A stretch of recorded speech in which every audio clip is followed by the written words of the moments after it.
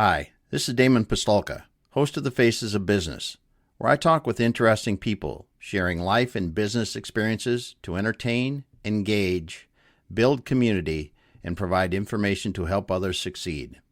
If you're interested in learning more about one of our guests or how we are helping business owners generate wealth and build businesses they can sell or succeed at Exit Your Way, you can find more information on our website, exityourway.com, or by contacting me directly, Damon at exityourway.com. I hope you enjoy the show. All right, everyone. Welcome once again to the Faces of Business. I am your host, Damon Pistolka, and I am excited for our guest today because we have none other than Rich Hall from the Rich Hall Group. We're going to be talking about keys to preparing for a successful business exit. Rich, thanks for being here today, man. Man, we are thrilled. Let's get on it. Let's have a good time. Yes. Well, Rich, I'm excited as heck because we're talking a little bit more about this, and I want to first of all bring up what you do. It may not quite say this in your headline on LinkedIn, but you are a business value advisor. And I think that's an interesting title. I know what it is and appreciate it, but we'll get into that a little bit more. I just wanted to bring it up. But we always like to start out with your background because I think that really kind of helps us understand the person behind Rich Hall. Yeah. Hey, I love it. It's so my career, and I went back and looked at it probably 6 months ago and said, how did I learn this stuff? And the reality is all of my career has been either as an employee or an executive with companies has been some form of turnarounds, whether it was a turnaround because they were really struggling, or it was, listen, we got massive growth and we got to get on it. And each one also had increased responsibility. So after I went through the gamut, and I finally was brought in as president of a multinational, multi-generational family-owned business. Mm-hmm. I took a step back and said, what I really enjoy doing, and I love the challenge of helping businesses right side and get where they need to go extremely fast. So I went down the business advisor route and had clients, and then actually got pulled into being more of an exit planning advisor by wealth advisors. Yeah. They were saying, we got clients that are business owners and they're looking to do something in 2 to 3 years. And Rich, we need somebody that we trust and know, and your name keeps coming up. So I went down that path and absolutely enjoyed it. Yeah. So you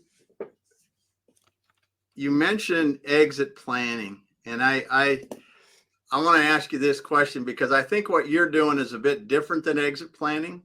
Mm-hmm. But yet that's kind of the universal term. So if you could kind of give us the flavor of exit planning that you do, because a lot of people look at exit planning, they think of somebody working in a magic calculator and coming up with numbers. Man, I'm glad you brought that up. Number one, I hate the word exit, right? Because everybody hates it. Business owners hate it. I hate it, because number one, it infers binary, buy or sell, right? Yeah. And that's not, what we do. I actually go in and I work with the business owner 2 to 3 years in advance of some kind of transition. It could be a money raise. It could be sale to management. It could be a buyout. It could be strategic buyer, all kind of things. But here's the key. The business is not what I talk about first. I actually sit down with the owner or owners and their spouses, and we talk about, number one, what's your personal goals? What's important to you? What does life after the transition look like? And we get crisp on it because that's the number one priority. You follow all the way through the rest of the selling a business or transition, and you get down to the time to sign on the dotted line, more businesses fail because the owner starts reflecting and saying, maybe this is not what I want after all. So we cover the personal. Then cover, all right, how does that translate into financial goals? Because 80% of a business owner's wealth is tied up in the business. So their expectation is they're going to sell the business and it's going to end up fulfilling their financial goals. What if it doesn't? So we get crisp on that, right? The other part is their business goals. Is legacy important? Or what happened to the employees important? I got one client that's like, yeah, man, these people have worked 20 years for me. I want to make sure they're taken care of. Mm-hmm. Okay, that can dictate the type of buyer, right? But on the flip side, I got another one that said, hey, Rich, I've given people great jobs for 15 years. Now it's my time. I want max value. Okay, now we know because that can dictate the different kind of value. So we cover that first. Then we go in full-blown 360 comprehensive assessment of the company. And it is very detailed. And in essence, think of due diligence on steroids before the sale. Mm-hmm. And then we actually, the other piece is we actually do a evaluation of the company. Mm-hmm. I personally bring an outside firm in. They do at least 5 different methods of valuation. Mm-hmm. And I use different firms depending on the size of the company. And then we layer on top of the valuation the assessment, and it gives us a very good idea if it'll sell, and if so, where it'll fall in the dollar amount. And if that amount matches what the owner's financial goals are, minus fees and taxes, of course, then we're good to go. Let's go ahead and get this thing going. If not, then we roll up our sleeves and we start working with the business and the owner over how to get that business from where it is today to where it needs to be to meet those goals. Hopefully that helps. That was a long answer, but no, I'm glad you went through the process because, a lot of people, a lot of business owners are sitting there today, as you said, they've got 80% or more of their wealth is tied up in that business, and it can be significant amounts of money. I mean, there's a lot of legacy businesses out here with tens of millions and sometimes hundreds of millions or more that's sitting in those businesses, and they don't have a good idea of the valuation, and that's a mistake that can surely bite you in the end. Yes, absolutely. And I also like covering the personal goals. I've seen that happen. Even when you think you've covered the personal goals, even when you've done those things up to the end, an owner still looks at it as, I don't know that this is the right thing or not. Yeah. I mean, it can come down to their identity. Yeah. When most people think of moving on because they're either tired or, hey, it's time to retire, or I want to sell and do something different, or whatever that looks like. But once they realize that, hey, even with negotiations and everything else taking place, money issue is off the table. That's no longer an issue. Now it gets real. Is it, I really enjoyed being the boss, and now I'm no longer going to be the boss. Or I enjoyed going to work every day and seeing everybody, friends that I've had for years and years. Is this really what I want to do? I hit them up that very first thing. Because if we don't, you're right. They spend a ton of money all the way to get to the end, and they're not happy with what they decided or move forward with. Yep. And I love how you stuck to that personal, because it's not just financial. It's what's going to happen after that. What's their life going to be like? There are so many other things. And then as you go into the financial goals and the personal about what I'm going to do, so even if they're fulfilled, then you have to walk through the legacy piece, because there are a lot of people that care or don't care about what happens to that business after. But that can, as you said, I think is really critical. Decide where you really want to try to transition out of, or who a great buyer or a great next owner is going to be for you. Yeah, most business owners have no idea how this whole process works. Even, they don't know what the value of their company is. And I mean, if you think, if the company needs blood, then guess who the blood's going to come from? Yeah. The owner. If it needs money, guess what? They're going to try to find a way to the money. So owners don't typically take care of themselves throughout the process. when we do the financial goals, for example, I have their financial advisor sitting down with us, so they hear the conversation. And if they don't have one, I refer them in. It's amazing the number of highly successful business owners that do not have an advisory team around them, and they don't understand things like, how much do I need? What about taxes? And all of this stuff needs to be planned out before the sale, or what happens? If that check's written in your name, Uncle Sam's going to get 40%.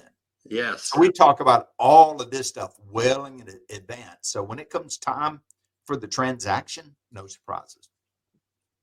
Yeah.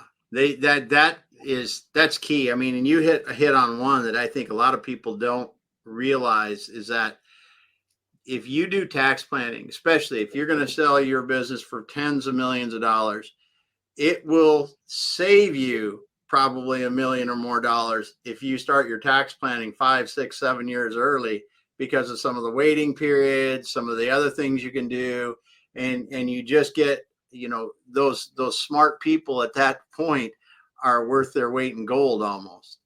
Yes, I do a lot of networking like you do, but a lot of my networking is with those type professionals, wealth advisors, estate planning attorneys, transactional attorneys, CPAs, on and on, because as we go through this journey, the owner is looking at us as the person to guide them. And we need to make sure that it's not solely about the business, that we're also focused on getting them in front of the right people to take care of themselves financially in the best way possible. And most just have never navigated this. They don't know what it means. How many people do you work with have had the same CPAs, from many, many, many years, and have outgrown them and not realized it? Man, you've been around, haven't you? I have conversations with clients, because most of them, those people that started off, great example. Somebody may have been a bookkeeper with the company. Company's grown. Then all of a sudden they're like, hey, I want a title. I want a controller. Okay, great. Now they're a controller. Then they keep growing as a company. And next thing you know, they're like, hey, I want to be the finance director, or I want to be a CFO. And a lot of business owners, again, they don't know what they don't know. So there's so many things that as a company grows and its size and responsibilities and the complexities occur, that person that helped them start out may not be the right resource at the next level. And I see that constantly. And I do my best to help them, to train them, to give them insight, and et cetera. But sometimes it's also a hard conversation to say, maybe you ought to consider outsourcing or bringing somebody else in. Just for the reason you mentioned. Because the one thing that most business owners don't realize, I believe, even in a larger business, is the financial, I should say, the financial resources that a business transaction will take to actually get it done, especially when you get bigger. It is, if you're not ready to go, if you don't, in the amount of prep work and the tens of thousands of dollars you'll spend on experts to get ready for your financial stuff is a shock to most business owners. Yeah, when, and it's also one of the biggest delays that I have. As far as getting these valuations done, because I walk them through and I say, listen, number one, we got to have about 4 years of prior, plus we need a rolling 12 months of the current year. They want to see trends, and the different valuation methods require that. And it's amazing the amount of businesses out there that either don't close their books on a timely basis. They've got either their accounting team, or they may use an outside that hadn't filed their taxes and keep doing, postpone and et cetera. And during those circumstances, I'll look at them and say, how confident are you in these numbers? Because I can say, let me tell you, once you get a buyer involved, they're going to they'll walk through a concept called quality of earnings. They may do a QOE on it. I can guarantee you, if there's any problems, they're going to find it. And if they find it, they're immediately skeptical and going to say, well, what else may you either be hiding or not aware of? And it can kill the deal. So there's a lot of times I'll bring in my own firm and say, all right, we need to go through and just take a look and validate these numbers. And it takes time and it takes a lot of resources, but it's better to do it up front than spend all of that money. And you're right, get killed on the back end. It will. And at the least, I think you're going to lose millions of dollars out the backside because of it. Like you said, the lack of trust in the numbers. So they're going to figure that as more risk and reduce the potential price. And when you look at it, if I got to spend $50,000 or $100,000 on finding the problem and fixing the problems, it's well worth it when you consider the millions it costs on the back end. Yes. Yeah, 100%. I actually, when I do my initial assessment, the valuation of the company, I actually give them a grading on the different areas like finance that's dragging down the value. And I can show them that, listen, this drag down is going to impact you by X amount of dollars. So when they have to turn around and spend money to fix it, we have the conversation that says, yeah, you may spend $50,000, but guess what? It's going to impact your valuation by, $5 million or whatever the number is. Now they get, business people can get it when it's put in terms of business. If not, they're just like, wait a minute. People try to get me to spend money every day, man. Why should I spend money on something when I got a perfectly good bookkeeper / accountant? But when you put it in terms they understand, then they're like, all right, Rich, let's get on it. Yes. Well, and this is where I love it when I'm talking with a business owner about their exit. If they're thinking about selling their business, and I always say it like this: I ask them what they think their multiple is on the sale of their business, whatever it is. Could be 2, could be 200. Doesn't really matter. What do they tell you? Oh, it's way higher. It always is, because they read a public company statement and they use that. A lot of people think that, but there's no comparison. But that's what they always say, and it's always, and even if they're close, they're usually a few multiples higher. But this is really in the exit era of your business. It's really the only time where you can get multiples of your profitability, the increase you make, right? So if I can increase my profitability by $1, I might get 6, 8, 10, whatever the multiple is, $4 at the exit. So when we talk about that with somebody, you can see that this is a time when, if it is a good investment at this time, there's really not other times in the business that you can get that kind of return that quickly. Multiples in a return of what you're doing. And I explain to them when I speak, there's a difference between an income-based business and a value-based business. Value is determined by the buyer, right? Or whoever's willing to spend that kind of money. But I'll even explain this. Listen, you can have a really strong income, profitable company, and it still may not be sellable. Yep. And they're looking at you like, you're out of your mind. I'm making $1 million a month in my business. I'm like, yeah.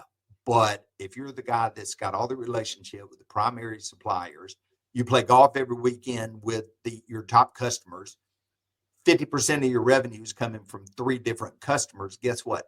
Your business is not going to sell as is. Then they pull a step back and they're like, man, you're right. Okay, what do I do? All right, now let's get to work. And it's exactly like you're talking about. Now you got their attention. You help them understand how this stuff works. Then they're willing to do what it takes. Until then, hey, I'm pulling $1 million a month, man. Don't tell me my business is not worth something. Okay. Spend a few million, go to market and see what happens. Yes. Well, and you make a great point. And it happens every day. Every day. I don't know how many people, and even if you say you won't be able to sell your business, it doesn't mean you won't get an offer. It means if Right. you get an offer, it could be so ridiculously low that you will never take it in a million years, because they'll discount it so poor or so much. Yes. And it just really is an opportune time for people that want to listen and take the direction and make those changes.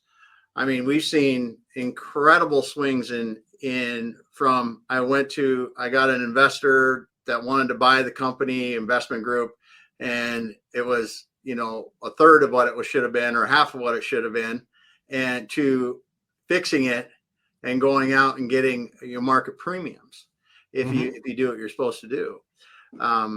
But those things, like you said, owner dependence on the income, dependence on a customer, those are real big. And it's easy to build up, like in your area, right?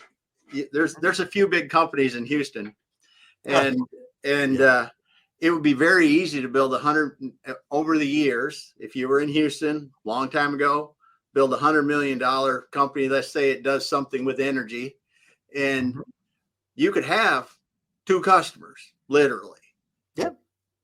Or one. And it could be, like you said, it could be, I've known Rich for 40 years. We do vacations together. We go golfing together. We hunt together. It's whatever we do. And that thing is not sellable. Yeah. And the thing is, you're exactly right. And the tough part is owners don't understand that, because, hey, what they're doing today works. So why is there an issue? But when you use the exact same example, then you tell them, okay, but if you go back and tell that guy you're playing golf with, who's your number one client, that, hey, I think I'm going to wrap this thing up. Unless you've got a long-term contract that's rock solid and locked in, and that's part of what we talked with him about, then he's going to go back and say, hey, the relationship is no longer there. Let's open it up for bid. And guess what? A buyer, one of the things we look at is we talk about, what do the contracts look like? Are they assignable? Because you can have a buyer come in, if the contract's not assignable, then guess what? All of them could go at the bid if need be. So depending on how the contract's done, how the sale is done, it can be pretty complicated. But the buyer's going to do that. He's going to have a legal team that's going to say, I want to go in due diligence, and I want to start seeing the contracts at the top, clients and vendors and suppliers. Yep. Same way. Yeah, it is.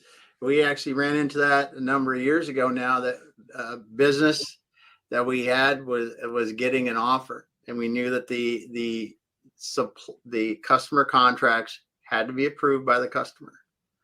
And just so happens that when we went to that customer to talk about getting it approved, they decided that they wanted to bring those contracts back in-house. See? Imagine if you had just bought that company and then that happened to you. So that's why they don't, and you brought it up earlier. I'm glad you did.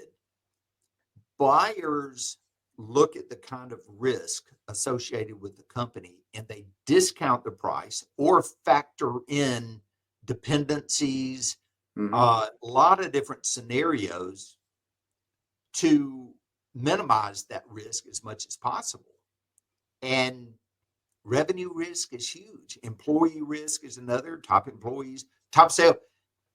I've seen a company that, man, they went from like 0 to a valuation. I didn't do it. I know the owner, $200 million in like 3 years. And the owner was like, man, I'm going to go buy an island somewhere. But they got through due diligence, and what they found out was the salespeople were 1099 contractors. Ooh.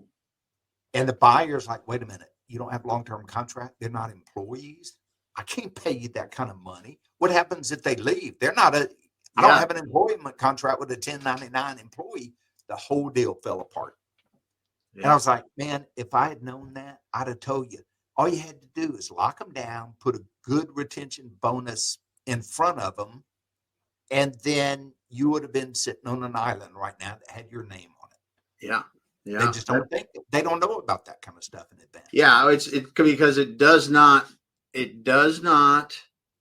affect the day-to-day operations of the business. Your business can continue to run. As you said, you could be making $1 million a month. It could be very successful in this industry.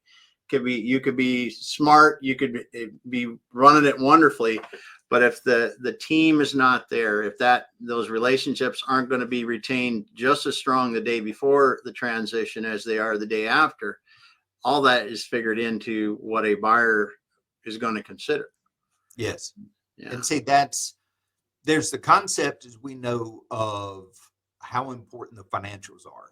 And when a valuation comes in, a market approach, as they call it, for the valuation. Yeah. So it's a multiple of EBITDA. Well, number one, they don't all understand that it's an adjusted version of your financials, right? Yep. So you have to go through that. But the other part, the biggest driver of higher multiples is not your financials. It's your intangibles, like your leadership team, the capacity of your company, the upside of the market you're in. Mm-hmm. What kind of customers do you have today? Systems, processes. Are they scalable so they can grow such that the buyer has a very large and nice upside? That's what gets the higher multiples. And that's where guys like you and I go in and help them understand, evaluate it, and then let's help them get to where they need to be so they do get the higher multiple. Yeah. So as you're working with companies and you're seeing them transition out, and they do the work, they put the work in. Mm-hmm. What kind of are you seeing that these people can get premiums when they sell, or do you think that this is just more making it so they can get sold? Depends on what we're working on, right? Or fixing. Yeah. Oh, if they got a good product, good service, good market, then doing the things that we talk about are very attractive to buyers, because buyers are much more sophisticated than sellers. Buyers already get the teams to do people. You know, you may have worked on the buyer side some and as an advisor and helping, but they go through a number of businesses before they may find the right one to buy. So when you go into a dance where there's discussions to see whether or not you want to move forward with a deal before you go under, LOI, et cetera, then you talk with a buyer and you say, listen, yes, we have our top employees. We've got a retention program already ready to go. We've communicated to them. Our owner takes off Monday and Fridays and works half days during the week. Okay. Our systems are documented. Our processes are, we've got great leadership. And I mean, you start laying all that out in front of them, their eyes get massive because they're like, wait a minute. That means my risk is low and I can hit the ground running with this company. And then when I tell them, listen, you don't even have to negotiate. The owner has already agreed to a 6-month, earn out period and do a owner finance as part of the deal. That's not a negotiation that falls apart. We've already set that owner up what to expect far in advance. Buyers they go nuts over a company that's laid out like that for them. Yeah, you said a couple of things in there that I really think that if someone's listening today that is considering and transitioning out of their business really needs to understand, because you talked about working with the seller to get a number in mind, get terms in mind for the sale of that business so that the transition can be pretty smooth rather than tons of negotiation where you're starting too high or too low or wherever you're at, and all the angst that causes. And I'm probably not using the right word, but because if you get that done ahead of time, like you're saying, you don't get that deal fatigue like you do if you're back and forth and back and forth and back and forth with that deal, because you can make it easier for the buyer. You've satisfied a lot of their risk challenges, and as a seller, you're really comfortable with the number you've talked about then because you've had time to think about it. It's not Yeah. like we're sitting here today and, oh, we got a counter offer today and we got another offer back, we got counter again. The seller doesn't have time to really think about it. If you talk about this 3 months before you go to market or whatever you're going to do with this, you have a lot of time to think about it. It's like you Yeah. can think about it and get comfortable with it and go, I'm good. And then I actually, you nailed it. I run a CEO roundtable as well to some other things. And one of the owners in my roundtable had a family office dive in, and they're like, "Hey, we want to buy your company. If you don't sell it to us, we're going to buy your competition and put you out of business." So they were in a spot, yeah, and got a great deal, but there was also some things, and he had a long earnout period. There's some other things that popped up, and I asked him. I said, "Hey, man, why don't you put together sort of a lessons learned? Because you just went through it." And he did, and he sent it to me, and every other word was, "I wish I'd called or knew or worked with an exit advisor like you and me or somebody like." And I said, "Listen, man, you can't put that out there. Not, that looks like it's an advertisement for me." I said, "What did you learn?" And he came back, and I, I can send it out to people if they want it because it's cleaned up, but it's in detail. It's like, I wish I'd known more about the process. I wish I'd had the right team around me. I leveraged some of the buyer's resources because, everybody shook hands and sang kumbaya. yeah, But at the end of the day, I found out things afterwards that I would have done different. And it's real life. But not being prepared and not understanding how it works is tremendous, both personal and financial risk for a seller. yeah. As you said, the title says, preparing for a successful business exit is something that, while worth the effort, almost all the time. I don't think you'd run in a time when you're not going to benefit from it. And like you said, you're not stuck with trying to use whatever resources you have available. You can have the time to get the right resources and get the right advice and do the right work ahead of time. Mm-hmm. So as you're looking at this, what is talking to the business owners cross them all? If you had to name the top 2 things that you see consistently in businesses that you're going to have to do some work to, what would they be? Well, number one is they don't know how the process works. That's probably the bigger thing. So it's educating the business owner what to expect and all the stuff that we need to get done and to work on. I think then after that is you got to get the financials squared away and cleaned up because, hey, here's the thing. We all know. Run everything you can through the business legally to minimize your profits. Therefore, you pay less taxes. Mm-hmm. But when you go through a transaction, the buyer wants to see the true picture. So now you got to go back and do an adjusted version that says, hey, the boat and the house that you run in and, maybe those weekends and et cetera, we need to scrape those back out. So now it gives a true picture. So that's one of the biggest things of the cleanup that needs to be done. And that education of the difference between income versus, value. After they get it and it clicks, these other things just make sense to them because then they understand. Mm-hmm. That's a good point. So what do you like the most about helping people do this? Man, we change lives, right? That to me is probably the biggest thing. Yeah. Is that they've got some kind of goal, some kind of dream, some kind of plans, and being able to affect that and them seeing the results. Man, It's why I do what I do. Yeah. Is because I know and it's not just a lie for the business owner. It may be their couple, the owner and the spouse. It could be the entire kids. It could be the generations. It can be the other employees. Mm-hmm. And man, remember we said earlier, 70% of the businesses that go to market don't end up selling. Yep.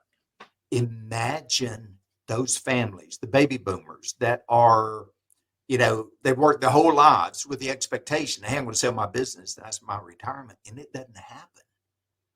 So getting in front of that and helping make sure it does happen, that's what gets me up, man. I love it.